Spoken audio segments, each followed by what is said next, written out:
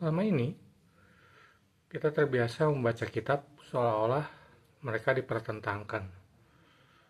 Seakan-akan kalau satu benar, yang lain harus salah. Kalau dibaca pelan-pelan, banyak kisah justru tidak saling meniadakan. Mereka seperti potongan puzzle, berbeda bentuk, berbeda sudut pandang, tapi ketika didekatkan justru saling melengkapi. Dan mungkin yang sering kita anggap benturan, sebenarnya hanya perbedaan fokus. Masalahnya sering bukan pada teksnya, tapi pada cara kita mendekatinya. Kita datang dengan niat membuktikan, bukan memahami. Kita cari siapa yang unggul, bukan apa yang belum kita lihat. Padahal teks-teks awal tidak ditulis untuk saling mengalahkan. Mereka berbicara dari konteks yang berbeda, kepada pendengar yang berbeda, dengan fokus yang berbeda. Karena itu, yang dipilih untuk diceritakan pun berbeda. Ambil contoh, kisah pembunuhan pertama manusia. Dalam Taurat, cerita ini menjelaskan bagaimana pembunuhan itu terjadi. Emosi, kecemburuan, tindakan fisik. Fokusnya peristiwa sebelum dan saat pembunuhan. Sementara dalam Quran, ceritanya berhenti di titik yang berbeda. Bukan cara membunuhnya, tapi apa yang terjadi setelahnya, kebingungan manusia menghadapi kematian pertama, penyesalan, dan bagaimana manusia baru belajar menguburkan jasad. Dua cerita, satu peristiwa, fokus yang berbeda. Bukan bertentangan, tapi saling mengisi. Pola ini tidak berhenti di satu kisah. Berita tentang Sarah yang akan mengandung datang melalui para pembawa kabar. Kisah pengorbanan anak Abraham. Kisah pembuatan berhala di masa Musa.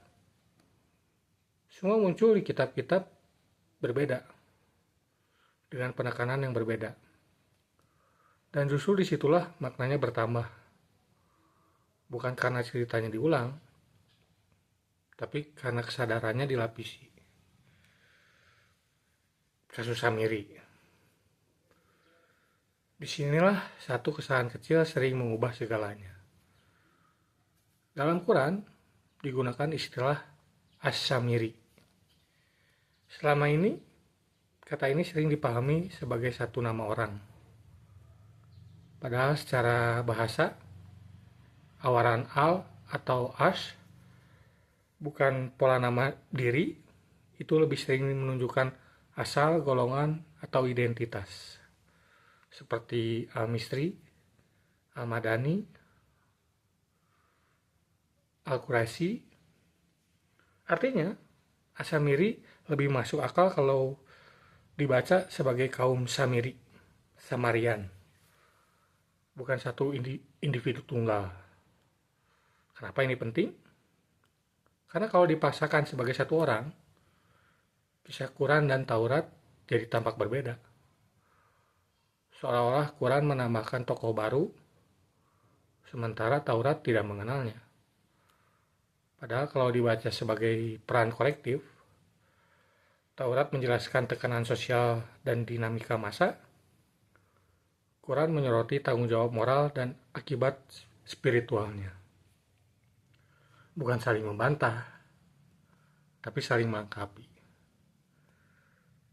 Masalahnya bukan kitabnya, tapi cara kita menyempitkan cerita. Kenapa Quran sering terasa mengulang?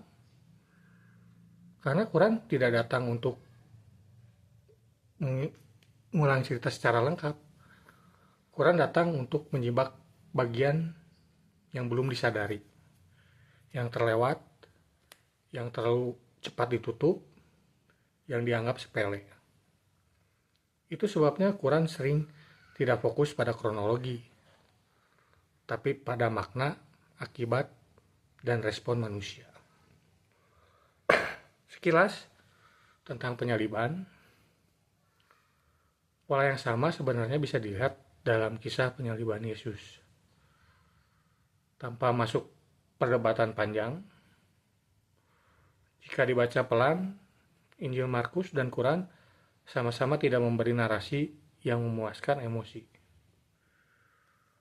Dan menariknya, Injil Markus yang paling awal justru disimpan setelah Matius. Seolah-olah ketidaklengkapan memang tidak nyaman bagi manusia. Puzzle. Kalau semua ini dibaca sebagai puzzle, maka pertanyaannya berubah. Bukan lagi kita mana yang benar, tapi bagian mana yang sedang dibicarakan. Bukan siapa yang menang, tapi apa yang sedang disadarkan.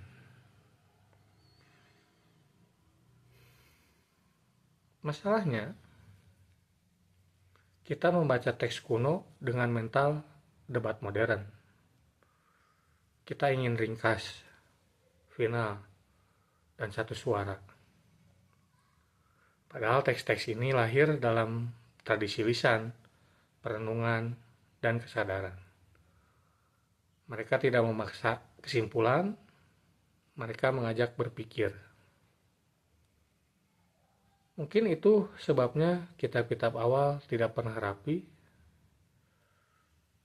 karena hidup memang tidak rapi, dan kesadaran tidak tumbuh dari jawaban cepat, tapi dari potongan-potongan yang kita satukan sendiri.